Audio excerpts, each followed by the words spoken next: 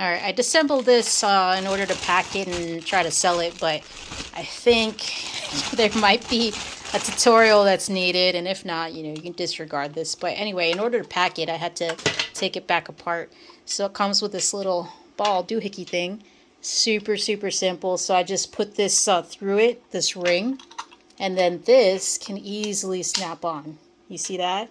It just comes right off, and then it just snaps on. Then this, oh, I did it upside down. Snaps right on. This can actually screw on. You see, and you can loosen that to be able to manipulate the swivel, and when it's in the position you want it to be, then you can screw it back in place. So that is that piece. All right, now this piece right here.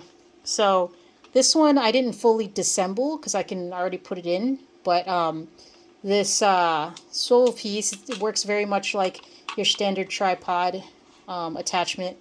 So this just screws in to the ring unit. And then, again, just like your standard tripod unit, you just screw this back in.